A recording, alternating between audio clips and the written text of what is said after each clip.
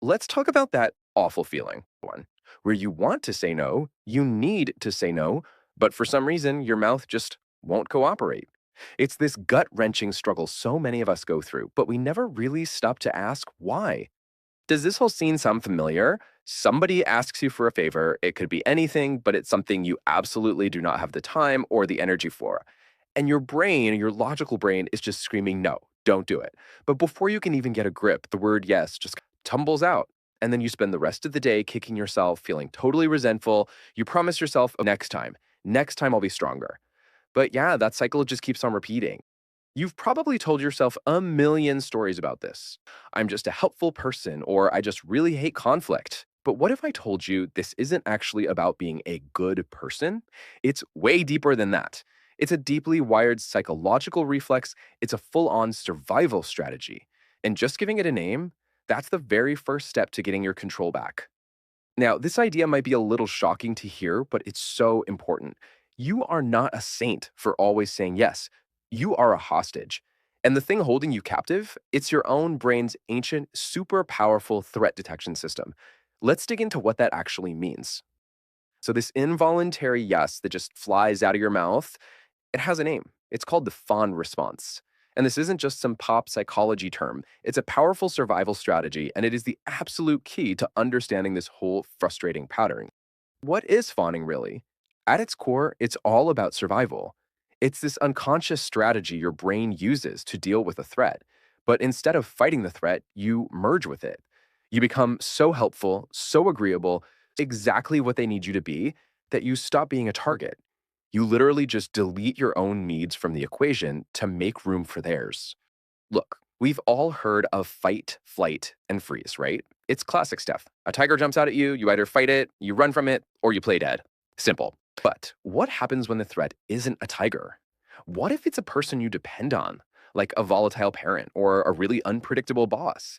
Well, you can't fight them, you can't just run away, and freezing doesn't really help. So what's left? You fawn. You appease them to make sure you survive relationally. And this is so incredibly important to hear. If this is you, I need you to let this sink in. It is not a character flaw. You are not weak. This is a hardware issue. It's like a program that was installed on your computer a long, long time ago, back when you absolutely needed it for your own protection. How did this program get installed? Well, it usually starts in childhood. If you grew up in a home that was, let's say, unpredictable, you had to become what's called a super sensor. You learned to read the tiniest shifts in mood around you, the way a door closed just a little too hard, the specific tone in a sigh from across the room. You learned very quickly that your safety depended on your ability to manage other people's emotions. And that just became your default setting for how you move through the world. And that right there, that is the core of the problem. That super sensor program was a wartime adaptation. It was brilliant. It kept you safe. But now you're an adult. You're in peacetime. You might have your own home, your own money, a life you've built, but that old software, it's still running, treating a slightly disappointed friend with the same 5 alarm fire urgency as a genuine threat from your past. Let's just sit with this for a second. This right here, this is the core belief that the entire Fawn response is built on, and it's the one we have to challenge. Your job is not to manage the emotional state of every single person you come into contact with. It's just not. But this isn't just about feeling drained or resentful. This reflex to always be nice has a much darker side. It can actually make you a magnet for the absolute wrong kind of people. It creates something we can call the predator trap. By having weak or just totally non existent boundaries, you are, without even realizing it, basically advertising yourself to predatory personalities. You're sending out this signal like a giant flashing neon sign that says, hey, over here, free supply of energy, time, and validation, no resistance necessary. And this creates this incredibly toxic lock and key dynamic. A user, maybe a narcissist, is looking for a key that fits their lock. So they test people. They push a tiny boundary. And when a fawner responds not by pushing back, but by apologizing and trying to make things okay, the predator thinks, aha, found one. This one's a match. And just like that, a really destructive pattern is born. This is a tough question, I know, but it's actually an empowering one. If you look around and your life feels like it's just full of people who take and take and take, It is worth asking yourself, who held the door open? A lot of the time, the answer is you did. Not because you're weak, but because you were programmed to believe that closing that door was somehow wrong or dangerous.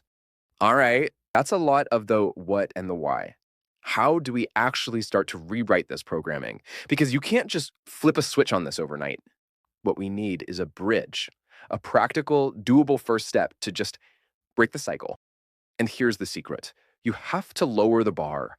Your goal is not to instantly transform into some super assertive person who says no without flinching. That's too big of a leap. The first goal, the one you can actually achieve today, is way simpler. Just don't say yes on reflex. That's it. We just want to create a little bit of space between their question and your answer. Let me introduce you to the pause protocol. It is so simple and it is so effective. A request is made. Your only job is to pause. Just pause. Break the reflex.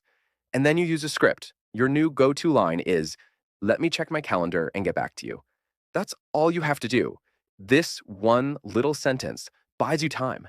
It lets that initial panic, that stress response, fade away so your logical brain can come back online and make a decision that's actually right for you, not just for them.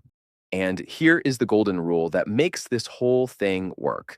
If someone pressures you for an immediate answer after you use your script, the answer is automatically no. End of story. Their poor planning is not your emergency. See, a healthy person will totally respect your need for a moment. A user will not. And that makes this a fantastic filter for the people in your life. No, having the tools is one thing. That's great. But to really, truly make this stick, you need a fundamental shift in your mindset. It is time to reframe what setting a boundary even means. Some people call this entering their villain era. Because at the end of the day, it really does boil down to this one simple, stark choice. In these moments, you can't please everyone anymore. It's impossible. You are either going to disappoint the person who is asking you for something, or you're going to disappoint yourself by stomping all over your own needs. You have to pick one. And it is time to start picking yourself. This is the ultimate reframe. Your greatest fear, making someone angry or upsetting them by saying no, that's not a failure. It's data. It is proof. Their negative reaction is not a sign that you did something wrong.